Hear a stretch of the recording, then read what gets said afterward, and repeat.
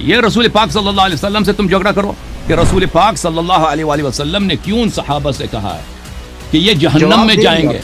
اسلام کی بات کرو نا. ان کے مسلمانی میں نے تم کو چیلنج دیا کہ آؤ میرے سامنے مناظرہ کروں کا اسلام ثابت کرو, میں اپنا نام غلام یزید رکھوں گا اور پاکستان آ کے میں مجھے قتل کروں گا. پہلی بات تو یہ ہے کہ اہل بیت اطہار ہوں یا صحابہ اکرام ہوں, یہ ساری ہماری شخصیات ہیں, لیکن آپ تو ہر کچھ بولنے کے لیے تیار ہیں کیونکہ آپ کو تو اسلام کی پرواہ نہیں ہے.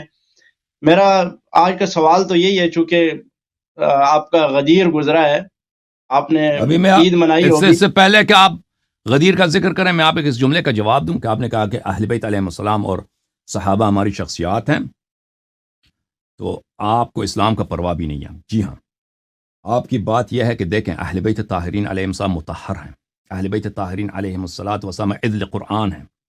اللہ تعالیٰ نے اسی طرح اور رسول صلی اللہ علیہ وسلم نے اسی طرح جس طرح قرآن کی اتباع لازم ہے, اہل بیت علیہ السلام کی اتباع صحابہ پر لازم ہے. یہ رسول پاک صلی اللہ علیہ وسلم کے جملے ہیں. رسول اللہ صلی اللہ علیہ وسلم نے صحابہ کو اور پوری امت کو غلام بنا دیا اہل بیت علیہ السلام کا, کہ ان کی اتباع اور ان کی نوکری اور ان کی طاعت آپ پر واجب ہے. اور جہاں تک صحابہ کا تعلق ہے, صحابہ کے متعلق عرض ہم نے کیا, صحابہ نے اگر اچھے کام کیا تو ہمارے سر آنکھوں پر ان سے محبت کرنا, ان کی تائید کرنا, ان کی تعریف کرنا, اس کو ہم ضروری سمجھتے ہیں, بلکہ اس کو ایمان سمجھتے ہیں, اللہ سے تقرب لیتے ہیں اس بات پر. لیکن اگر صحابہ نے غلط کام کیے ہیں اور وہ قرآن اور سنت میں موجود ہیں اور آپ اس کا انکار بھی نہیں کر سکتے, تو اس میں ہمارا قصور نہیں ہے کہ آپ نے سب جزیرۃ العرب میں جتنے لوگ تھے رسول پاک صلی اللہ علیہ وسلم کے زمانے میں, ان کی سب کی ملاقات ہوئی تھی پیغمبر سے, اسلام بھی لائے تھے, کافر تو کوئی نہیں بچا تھا اس زمانے میں. آپ نے ان سب کو تنقید سے بالا تر بنا دیا, ان کی کوئی نقد نہیں ہو سکی. یہ تو سب کو پتہ ہے کہ انہوں نے کیسے کیسے کام کیے دنیا میں, تو یہ آپ کی اپنی مجبوری ہے. جو صحابہ اکرام حضور علیہ السلام کے لیے اپنا جان مال سب کچھ لٹایا اور حضور علیہ الصلوۃ والسلام کے ساتھ ہر موقع پر کھڑے رہے. اسلام آخر لوگوں کی بنیاد پہ آگے چلا ہے. حضور علیہ السلام نے لوگوں پہ محنت کی اور ان لوگوں نے آگے اس اسلام کو پھیلایا. حضور کے شاگرد تیار ہوئے, ان شاگردوں کو آپ نالائق کہہ رہے ہیں. وہ صحابہ اکرام جو حضور کے مرید ہیں, آپ ان مریدوں کو کہہ رہے ہیں کہ وہ تو ٹھیک ہی نہیں نکلے. تو یہ تو صراحتاً وضاحتاً آپ حضور علیہ الصلوۃ والسلام پر تنقید کر رہے ہیں کہ حضور پیر کامل نہیں تھے اور حضور استاد کامل نہیں تھے. حالانکہ انما بعثت معلما, حضور علیہ السلام فرماتے ہیں کہ مجھے تو اللہ تعالیٰ نے معلم بنا کے بھیجا ہے. تو آپ ایک استاد کو ہی ناکام ثابت کر رہے ہیں جب آپ کہہ رہے ہیں کہ صحابہ اکرام نعوذ باللہ وہ راستے سے ہٹ گئے تھے یا انہوں نے ظلم کیا تھا, انہوں نے جبر کیا. کیا اللہ کے رسول صلی اللہ علیہ وسلم نے ان کو اتنا بھی نہیں سکھا کے جا سکے کہ وہ اہل بیت اطہار یا دین اسلام کے ساتھ کچھ مخلص ہو سکتے؟ یہ تو آپ حضور علیہ الصلوۃ والسلام پہ ڈائریکٹ آپ کا اٹیک ہے. اسی وجہ سے ہم جو تکفیر کرتے ہیں شیعہ کی, اس میں بنیادی وجہ یہی ہے کہ اس وجہ سے ہم کہتے ہیں کہ وہ صحابہ اکرام پر نہیں بلکہ صحابہ اکرام کی آڑ میں حضور علیہ الصلوۃ والسلام کی توہین کرتے ہیں. حضور علیہ الصلوۃ والسلام کی توہین, رب کی توہین, قرآن کی توہین کرتے ہیں کہ قرآن نے ان کی تربیت ہی نہیں کی. اللہ کے رسول نے قرآن کے ذریعے سے تربیت کی لیکن ان کی تربیت نہیں ہو سکی. کہ قرآن کریم کی اتنی آیات مبارکہ جو صحابہ اکرام کے متعلق ہیں, وہ ساری کی ساری, اس میں سے کوئی ایک صحابی بھی اس کا استثناء نہیں ہے. کہا جائے کہ حضرت ابوبکر و عمر ان کی شخصیات ہی بلند اور برتر ہیں, اعلیٰ ہیں, بالا ہیں, اس لیے کہ حضرت علی رضی اللہ تعالیٰ نے خود ان کے ساتھ رہ کر ان کی عمارت میں کام کیا, ان کے ساتھ رہے. تو وہ کیسے ہو سکتے ہیں, وہ کیسے راستے سے بھٹک سکتے ہیں جب حضرت علی المرتضیٰ بھی انہی کے ساتھ تھے. خاندان نبوت کے چشم و چراغ سیدنا علی المرتضیٰ حیدر کرار بھی ان کے ساتھ تھے, ان کی پشت پر تھے. تو آپ کیسے کہہ سکتے ہیں؟ اب اسی تسلسل کو میں غدیر خم کے ساتھ ملاتا ہوں. حضور علیہ السلام غدیر خم پہ آنے سے پہلے اپنے باتوں کا جواب سن لے میرے بھائی. اگر دیکھو عزیزو, اگر جھوٹ دلیل ہونا تو دنیا میں کوئی باطل ہے ہی نہیں. آپ بھی ادعا کر سکتے ہیں کہ آپ کنگ چارلز کی جگہ آپ کنگ آف انگلینڈ ہیں.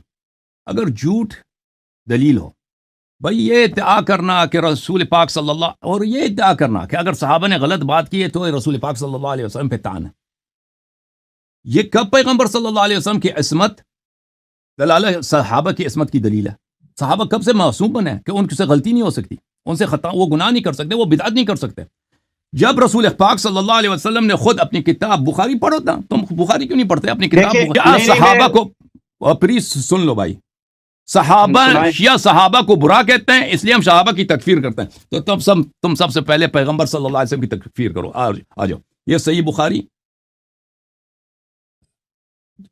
چاپ دار احیاء تراث العربی 2001 میں چھپی ہے، آپ لوگوں کی کتاب ہے، ہماری کتاب نہیں ہے۔ باب فی الحوض کتاب الرقاق، صفحہ نمبر 1167، باب فی الحوض، صفحہ نمبر حدیث نمبر 6576، عن النبی صلی اللہ علیہ وآلہ وسلم انا فراتکم علی الحوض، میں آپ سب سے پہلے حوض کوثر پہ پہنچ جاؤں گا۔ وَلَيُرْفَعَنَّ رِجَالٌ مِّنْكُمْ، آپ میں سے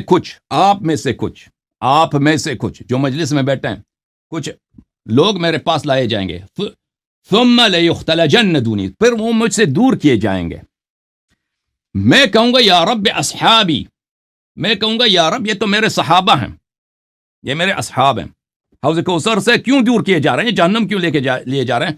فیقال انک لا تدری ما احدثوا بعدک، کہا جائے گا کہ آپ کو پتہ نہیں ہے کہ انہوں نے دین میں کیا نئی نئی بدعتیں داخل کی ہیں، دین میں نئی نئی بدعتیں داخل کی۔ آپ نے جو کہا نا کہ شیعہ صحابہ کو برا کہتے ہیں، وہ رسول اللہ صلی اللہ علیہ وآلہ وسلم نے کہا کہ میرے بعد میرے صحابہ دین میں بدعتیں داخل کیے جائیں گے، اسی لیے جہنمی بن جائیں گے۔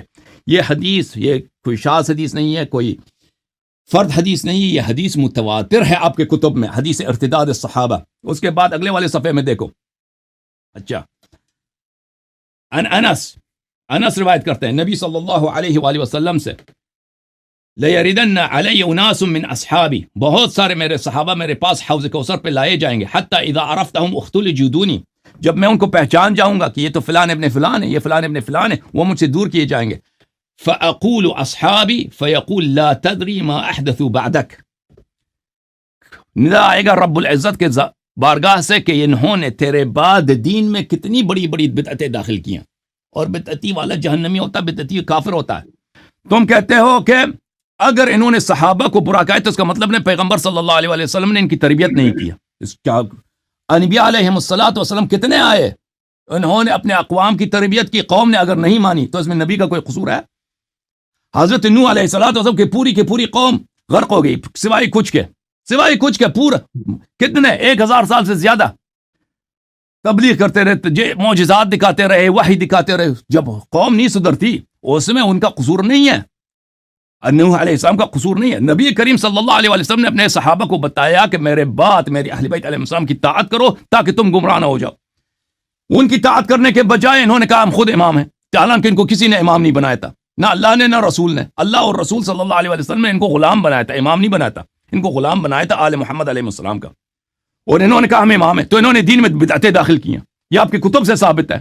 اب آپ کہتے ہیں نا قرآن میں آیات ہیں اس میں کسی صحابی کا استثناء نہیں ہے، وہ سب وہ آیات جو مدح کے لیے ہیں اس میں عموم نہیں ہے، اس میں صرف مومن صحابہ ہیں، وہ صرف مومن مخلص صحابہ کے، منافق صحابہ کے لیے نہیں ہے وہ آیات۔ کسی بھی آیت جس میں مدح ہے اس میں منافق سرے سے شامل ہی نہیں ہے، اس میں صرف مومن صحابہ کی بات ہو رہی ہے۔ اب ان کے عموم سے آپ ثابت نہیں کر سکتے کہ فلان صحابہ کی پس قرآن مجید میں تعریف ہے، صرف صحبت کی وجہ سے، صرف صحبت۔ اب اور پھر آپ کے جملے کہ یہ لوگ ہر مشکل میں پیغمبر صلی اللہ علیہ وسلم کے ساتھ تھے، تو خیبر سے کون بھاگا تھا، احد سے کون بھاگا تھا، حنین سے کون بھاگے تھے؟ مشکل میں تھے، یہاں مشکل میں تھے، سبحان اللہ۔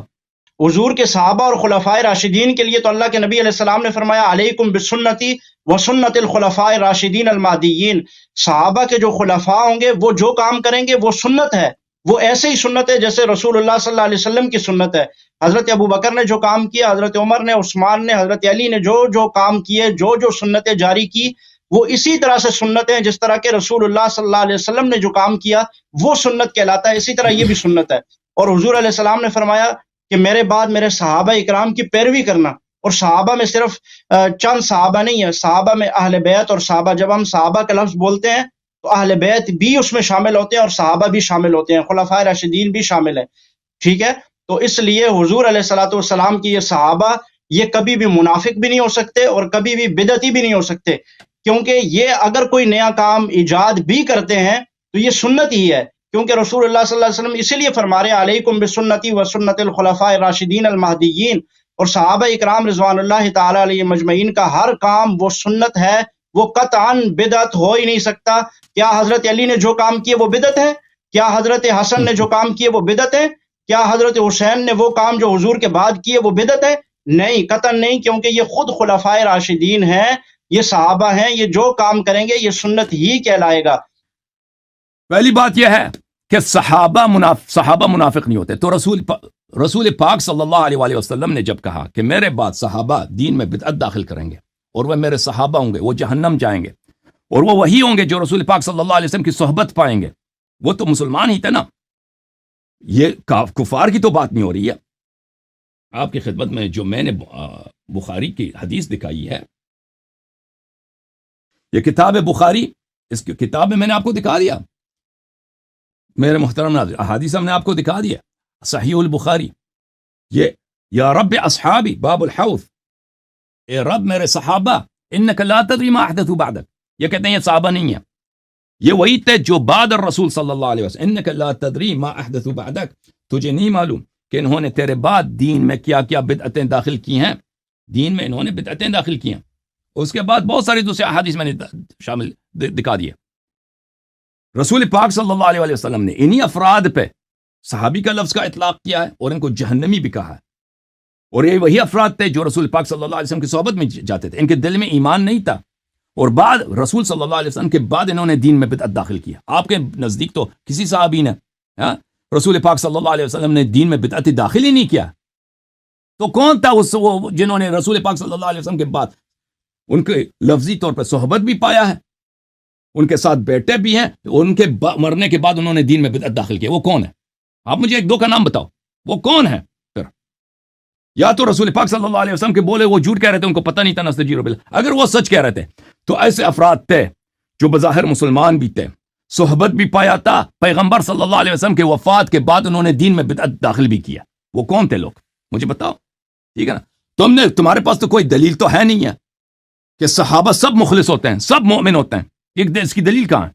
کوئی دلیل نہیں۔ علیکم بسنتی و سنت الخلفاء الراشدین، اسلام کی بات کرو نا، ان کے مسلمانی، میں نے تم کو چیلنج دیا کہ آؤ میرے سامنے مناظرہ کروں کا، اسلام ثابت کرو، میں اپنا نام غلام یزید رکھوں گا اور پاکستان آ کے مجھے قتل کر دو۔